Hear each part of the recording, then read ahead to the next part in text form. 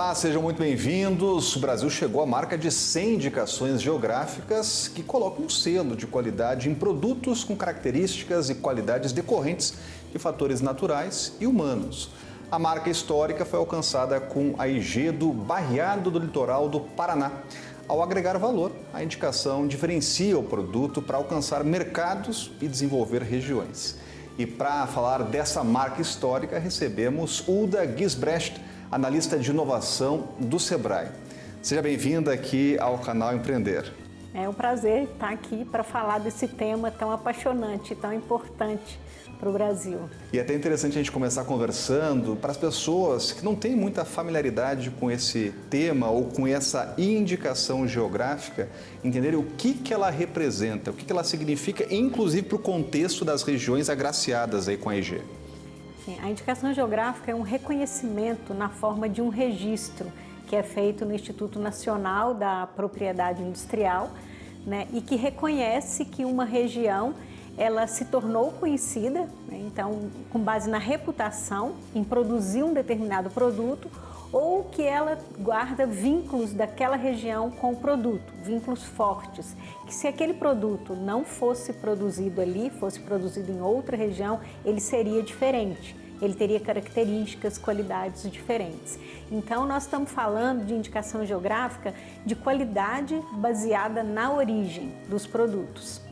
Isso é fundamental, né? Agora, quando fala da origem, tem todo o contexto regional que ele é fundamental, uma tradição, inclusive, de famílias, de gerações que trabalham naquele produto. Eu vou dar um exemplo aqui. Eu tive na região de vinícola do Rio Grande do Sul e é impressionante assim as histórias familiares, né, que são contadas ali, porque passa de geração em geração. Como é que isso desenvolve a região a partir da indicação geográfica?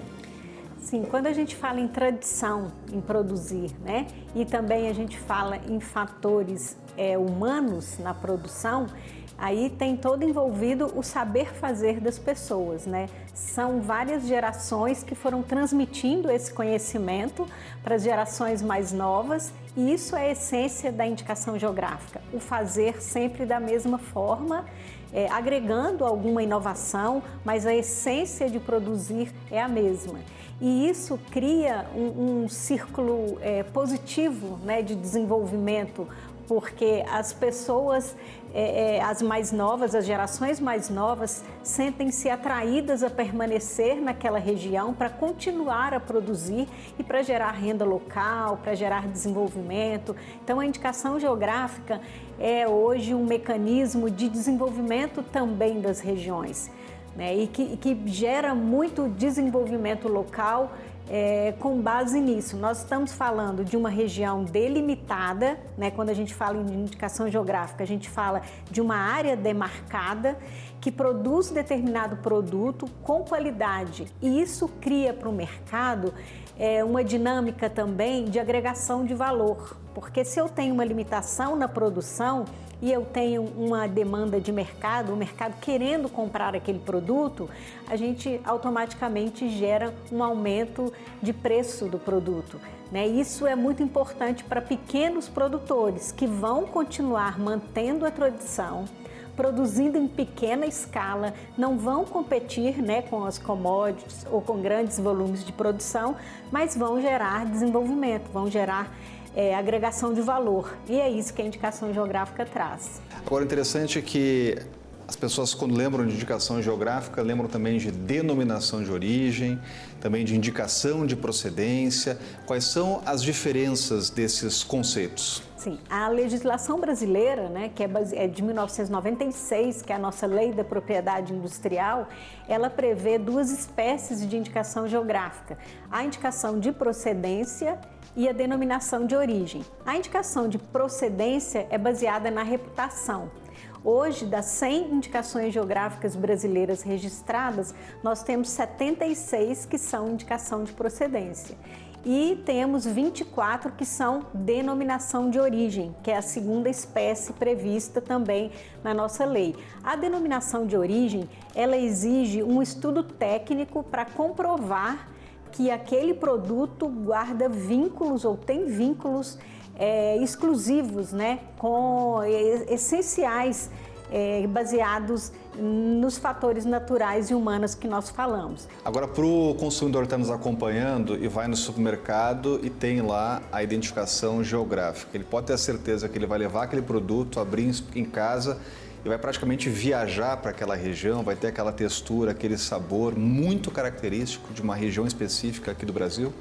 Sim, Rodrigo, é isso mesmo, né? O produto, ele é embaixador da região, ele divulga a região, né? Ele conta a história da região, das pessoas que ali estão. Então, o consumidor final, quando chegar num comércio e adquirir um produto que tem o selo da indicação geográfica, e abrindo um parênteses também, hoje a gente tem um selo nacional de indicação geográfica, que além da identificação específica daquela região, quando a gente fala, por exemplo, do café da Mantiqueira de Minas, que ele traz a identificação da Mantiqueira de Minas, vem junto também um selo nacional, que foi instituído no ano passado, em 2021, pelo Instituto Nacional da Propriedade Industrial, com uma grande participação do SEBRAE, que está nesse processo desde o início, né, de quando o SEBRAE começou a atuar com indicações geográficas em 2003 até hoje. Foi uma longa caminhada em que o SEBRAE faz a descoberta dos produtos, que a gente fala que é revelar produtos, porque tem muitos produtos que eles são conhecidos e são apreciados no âmbito da própria região, né, no âmbito pequeno de divulgação, e então a gente faz um trabalho de identificar aquele produto que tem o potencial de ser reconhecido como indicação geográfica, trabalhar na estruturação da governança local da região e na divulgação desse produto, né? Então, o consumidor, quando vai num comércio, identifica um produto com o selo da indicação geográfica, e é muito importante hoje para o consumidor ter esse selo brasileiro, que a gente tem o selo de indicação de procedência, que é o azul, e o selo de denominação de origem, que é o verde. Quando ele identifica esses selos, ele pode ter a certeza que por trás desse produto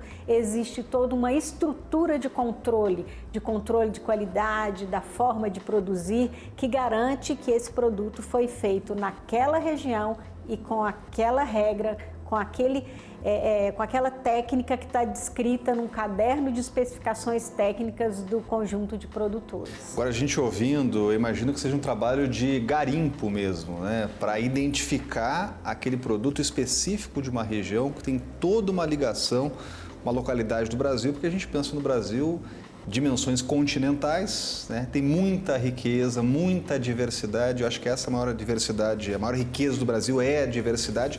Como é que funciona esse processo de conseguir identificar lá naquela região um produto que inclusive pode ter um potencial de mercado muito grande?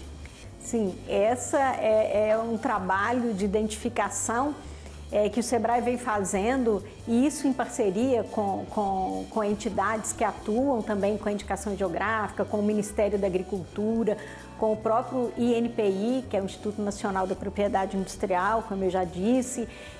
Então, esse trabalho de identificar na região, foi desenvolvido um diagnóstico, uma ferramenta de diagnóstico pelo SEBRAE, que é aplicado, um conjunto de questões que levam à conclusão desse diagnóstico com critérios que são essenciais no reconhecimento de uma indicação geográfica. E o que facilita o trabalho do SEBRAE nessa fase de diagnóstico é a capilaridade que o próprio sistema SEBRAE tem. Como nós temos atendimentos, escritórios regionais em várias cidades do Brasil e por todo o Brasil, os gestores do SEBRAE atuam junto a várias comunidades, a várias localidades em que a aplicação desse diagnóstico é facilitado.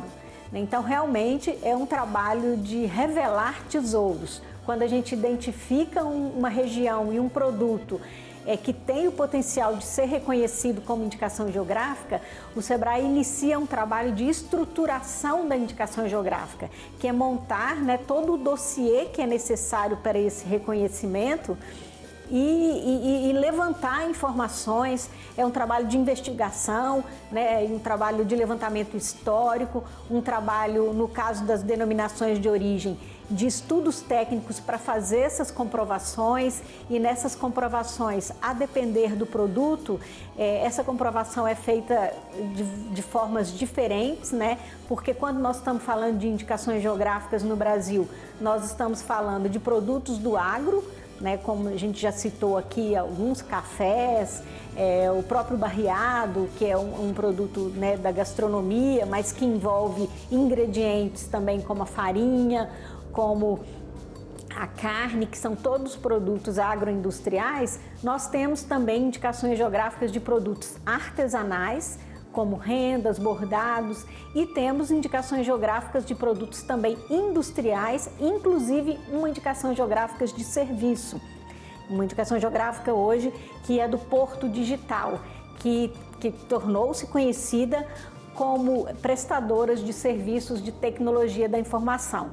Então, quando nós falamos de estruturação de uma indicação geográfica, essa estruturação vai depender muito de que produto nós estamos tratando e de toda a cadeia produtiva que envolve esse produto, né? E outro fator muito importante na estruturação é a formação de uma governança forte, com lideranças dos próprios produtores, porque o controle da indicação geográfica, ele é todo feito pelo próprio conjunto de produtores, na forma de uma entidade coletiva, na forma de uma associação, de uma cooperativa que faz esse trabalho.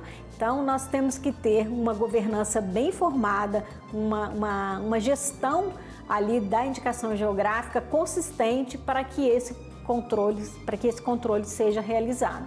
Esse é um assunto muito rico para a gente conversar e continuar debatendo, conversando. Logo depois de um rápido intervalo, estamos falando de indicações geográficas. O Brasil atingiu uma marca histórica de 100 indicações geográficas, o que traz aí valor, agrega valor ao produto brasileiro. A gente vai a um rápido intervalo e volta já com mais informações sobre esse tema, então não saia daí.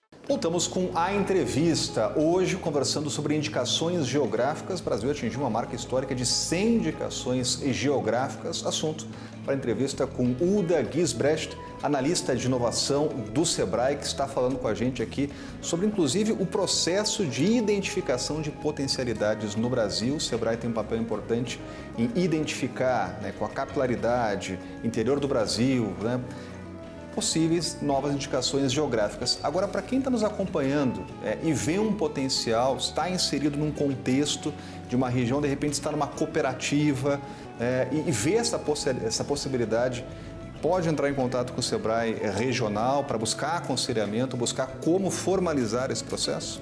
Sim, nós recomendamos que procure o Sebrae, que leve essa informação. Inclusive, nós já temos para 2023 cerca de 65 indicações de potenciais indicações geográficas para serem diagnosticadas, né, que nós vamos realizar em 2023. Então, outras indicações são muito bem-vindas, porque esse trabalho é um trabalho realmente de exploração, de identificar locais e produtos que tenham esse vínculo, que tenham reputação, que levem a concluir que poderia ser uma indicação geográfica para aplicarmos o diagnóstico. Agora a gente vê, e a gente está falando aqui sobre as diversidades do Brasil, as potencialidades, né? Eu imagino que exista um potencial de triplicar, quadruplicar. A gente pega alguns exemplos mundo afora. Quando fala de denominação de origem, as pessoas já pensam e associam direto com a França, por exemplo, né? É o champanhe, são os queijos de diversas regiões, tem roteiros do queijo lá para conhecer, é do vinho. O Brasil tem realmente um potencial para aumentar e muito as indicações geográficas que hoje estão aí nesse patamar de 100? Sim, o Brasil tem um grande potencial em relação à dimensão, né, do país e a rica biodiversidade que nós temos também. Quando a gente compara, por exemplo, com a França, que tem cerca de 700 indicações geográficas registradas, num país com a dimensão que equivale a um estado brasileiro, a gente percebe a dimensão que a gente pode dar para o número de indicações geográficas registradas, protegidas e promovidas no Brasil. Nós sabemos que, até em função da dimensão do Brasil, nem todas poderão alcançar uma notoriedade como algumas indicações geográficas que são ícones e que fazem parte da pauta de exportação dos países. A própria França, quando a gente pensa em cerca de 700 indicações geográficas, se formos pensar quais são, algumas delas, elas alcançam exportação e muita reputação fora do país, mas outras não. Mas elas são tão importantes quanto essas que entram na pauta de exportação, porque elas cumprem um outro objetivo, que é desenvolver localmente, que é organizar a produção, que é vender no próprio país. Então, com o Brasil também, nós imaginamos que vai acontecer dessa forma. Nós teremos algumas indicações geográficas que vão deslanchar e serem, vamos dizer, ícones no Brasil, e teremos algumas outras que vão cumprir um papel muito importante de desenvolvimento local, de gerar renda local, de manter as pessoas na própria região, diminuindo essa migração para cidades maiores, e também na questão do turismo, atraindo turistas para as regiões. Então, esse papel da indicação geográfica, nós sabemos que vão ser assim. E em relação ao número de indicações geográficas, acreditamos que é isso mesmo, nós vamos avançar ainda muito.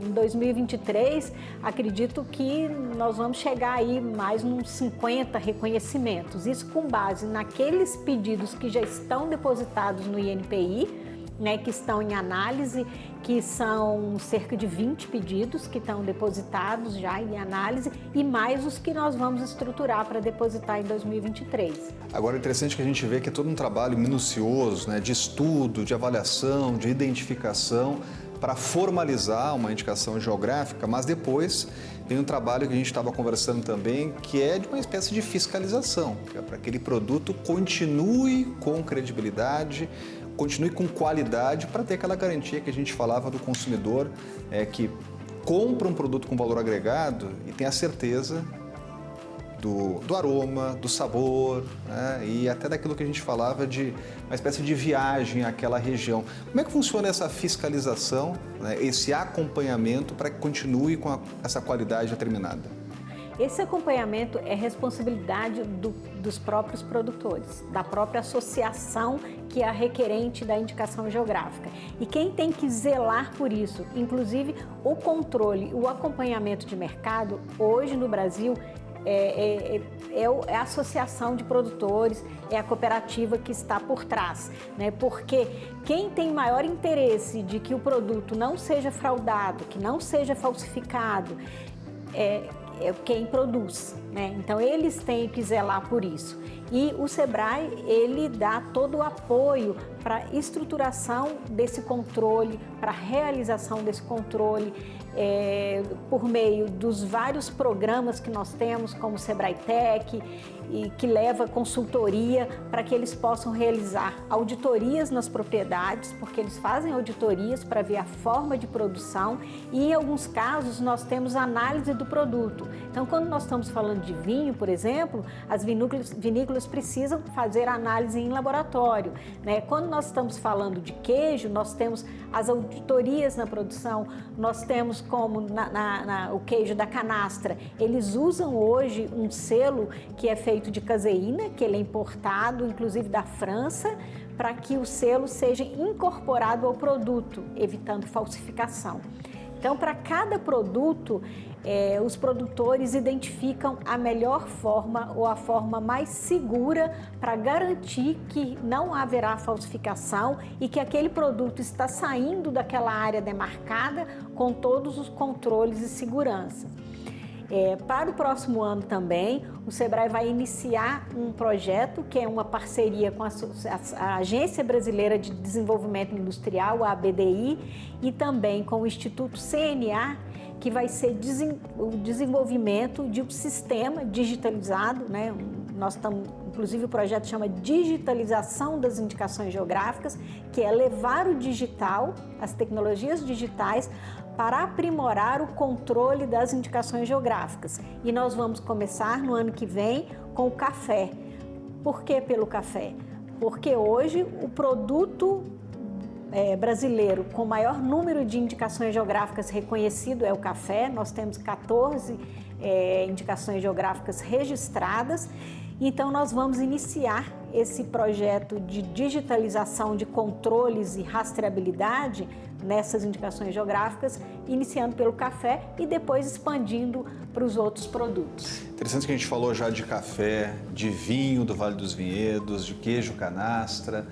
Estava lembrando de cachaça também, são produtos essencialmente brasileiros. Até uma oportunidade de a gente citar mais alguns exemplos. A gente falou do barreado do litoral do Paraná, né, que foi o último a conseguir esse registro de indicação geográfica, mas vamos aproveitar a oportunidade até para valorizar os nossos produtos. Quais exemplos que a gente pode, alguns exemplos que a gente pode trazer aqui de produtos que já conseguiram esse selo de indicação geográfica? Sim, como eu disse, o café é o produto que nós temos maior número, que é 14 indicações geográficas.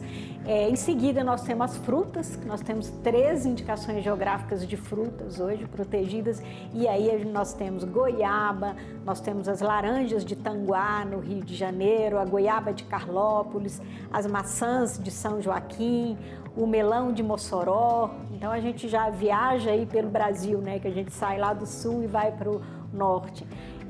Depois das frutas nós temos os vinhos e espumantes, que nós temos 12 indicações geográficas registradas, inclusive a última indicação geográfica foram os espumantes naturais de Altos de Pinto Bandeira, que é uma grande conquista. O Brasil tem um potencial muito grande para os espumantes, né? E os nossos espumantes com denominações de origem, com certeza, vão ser impulsionados, né, com esse registro no Brasil e fora do Brasil.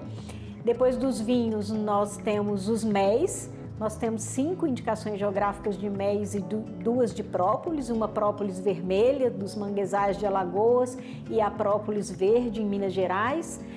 Temos também os queijos, que temos 5 indicações geográficas de queijo. Tem algumas indicações geográficas de farinha de mandioca, que temos um potencial grande com as farinhas. Tem a farinha de mandioca do Cruzeiro do Sul, tem a farinha de mandioca de Bragança, no Pará. Então, assim, são vários produtos. E hoje nós temos indicações geográficas das 5 regiões brasileiras. A região que tem maior número de indicações geográficas é a região Sudeste. E temos indicações geográficas em 24 estados brasileiros. Apenas 3 ainda não temos, que é o próprio Distrito Federal, o Amapá e Roraima. Mas brevemente teremos, porque nós temos hoje indicações geográficas depositadas no INPI dos estados de Roraima e Amapá. Então, breve nós teremos também uma cobertura aí nacional e com vários produtos. E fica a dica para os produtores aqui do Distrito Federal para começarem a pensar, né? E inclusive buscar essas indicações geográficas que trazem muito valor ao produto. Agora eu estava pensando aqui, diante desse leque de possibilidades, né? Como os estrangeiros veem isso, né? A gente falava há pouco do potencial turístico, de pessoas que inclusive visitam o Brasil para conhecer algumas características muito regionais a partir das indicações geográficas. Como isso, do ponto de vista de turismo, pode trazer pessoas de fora do Brasil para movimentar a nossa economia? Sim, o potencial turístico, né, que tem por trás das indicações geográficas é grande. O turismo local, né, pela dimensão do Brasil, nós temos pessoas, né, do sul que não conhecem produtos da região norte, né? Então, quando nós falamos, por exemplo, do Guaraná de Maués, né, que conhecer a produção de Guaraná é uma experiência riquíssima, e conhecer a região de Maués com os rios, a floresta amazônica, Quando a gente fala do queijo do Marajó, né, que é visitar a ilha de Marajó e conhecer toda a cultura local e as belezas naturais e a produção do queijo de búfala, que é maravilhoso.